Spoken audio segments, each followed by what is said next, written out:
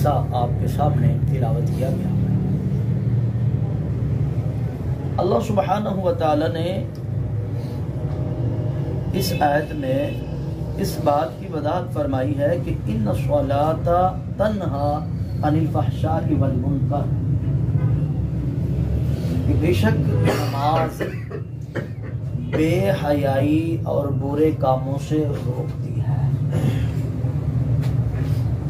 اب یہاں ہم نے یہ بات سمجھنی ہے کہ نماز، اللہ سبحانہ و تعالیٰ فرما رہے ہیں کہ ہم نماز جو ہے نا یہ بے حیائی اور برے کاموں سے روکتی ہے، اور ایک بندہ نماز بھی پڑھے گناہ بھی کرے تو کیا اس کی نماز اسے فائدہ دے گی؟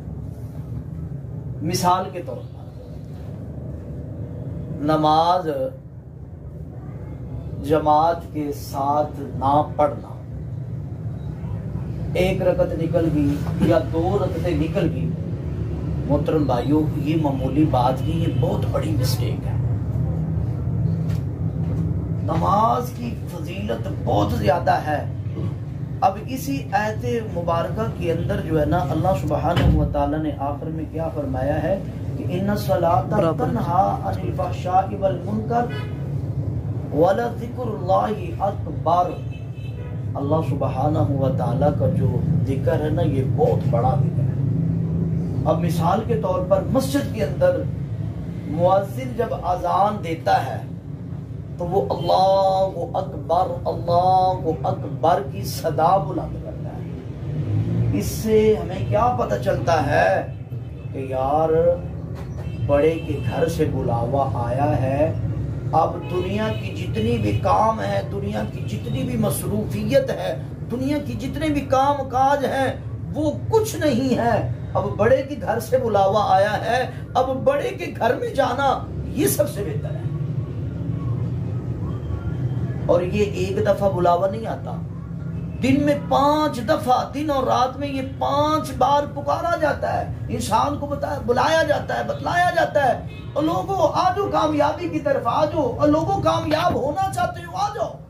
کامیابی کس میں ہے؟ کامرانی کس میں ہے؟ اللہ کے گھر کے اندر آنے میں ہے۔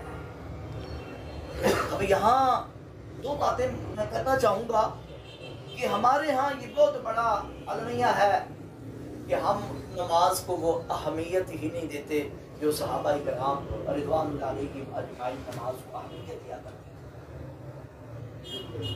میں نے صحابہ کی زندگیاں پڑھی ہیں، مجھے ایسا کسی ایک صحابی رسول صلی اللہ علیہ وسلم کے بارے میں نہیں ملا، وہ ہماری طرح ان کے رفتے نکل جایا کرتے تھے، وہ ہماری طرح وہ سنہ جماعت سے رہ جایا کرتے تھے، ایسی کوئی بات نہیں ہے۔ مجھے اللہ کا واسطہ دے کر کروں گا کہ نماز ہم اللہ کے لیے پڑھتے ہیں، اور نماز باجماعت پڑھتے ہیں، باجماعت نماز پڑھنے کی بہت زیادہ فضیلت ہے۔ رسول اللہ صلی اللہ علیہ وسلم نے تو یہاں تک بات بیان فرمائی ہے کہ من صلی للہ 40 فی جماعہ یدرکہ التکبیرۃ الاولی براءتان، ایسے شخص کے لیے 2 براتیں لکھ دی جاتی ہیں۔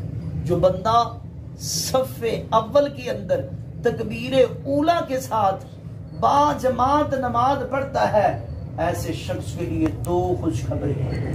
پہلی وہ یہ ہے کہ وہ بندہ منافق نہیں ہو سکتا، دوسری یہ ہے کہ ایسے شخص کو جہنم کی آگ سے محفوظ کر لیا جائے گا، جہنم کی آگ سے بچا لیا جائے گا۔ اپنے دل پہ ہاتھ رکھ کے میں اور آپ نے یہ فیصلہ لینا ہے، کیا ہماری زندگی میں کوئی ایسی ایک دفعہ بھی ایسا معاملہ ہوا کہ یار میری یہ کوشش ہوتی ہے، میں یہ چاہتا ہوں کہ یار میری جو ہے نا نماز تکبیر اولا کے ساتھ ہو، اور پھر یہ ہونا چاہیے صف اول کے اندر ہو، میں نے کچھ بھی ہو صف اول میں جانا ہے، صف اول میں نماز پڑھنی ہے۔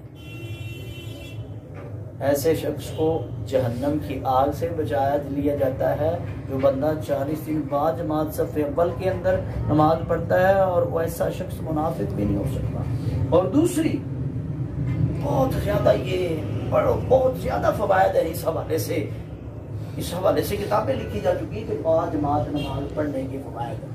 رسول اللہ صلی اللہ علیہ وسلم نے فرمایا کہ جو بندہ ایک نماز پڑھتا ہے نا بعد خالی ایک نماز، تو ایسے شخص کو 27 نمازوں کا اجر و ثواب ملتا ہے.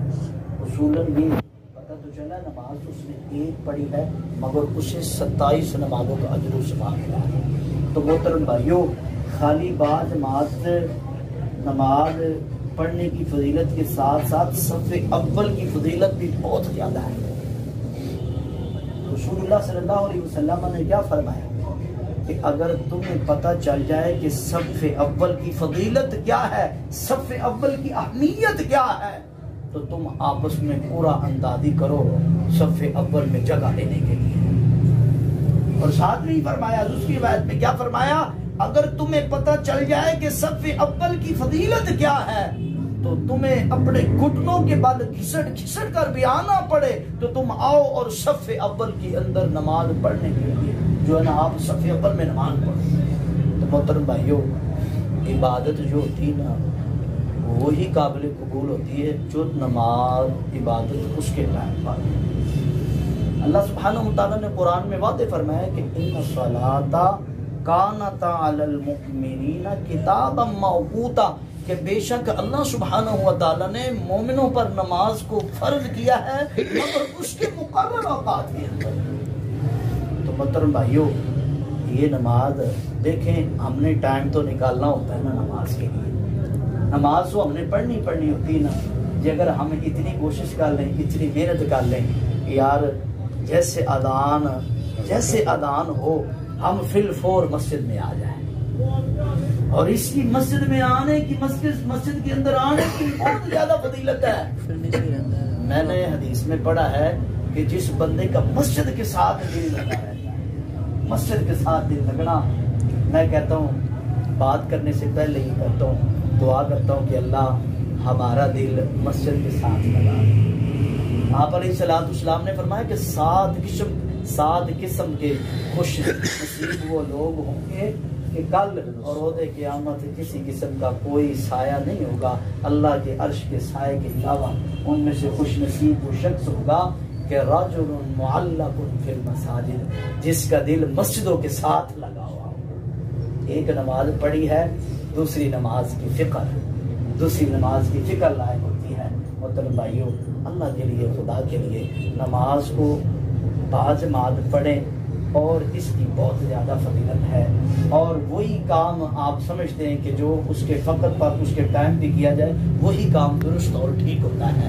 اللہ سے میری دعا ہے کہ اللہ ہمارے اندر یہ جو سستی ہے، کاہلی ہے، اسے ختم فرما دے اور ہمیں باجماعت 5 وقت نماز پڑھنے کی توفیق عطا فرمائے. سبحانک اللہم و بحمدک اشہد ان لا الہ الا انت استغفرک و اتوب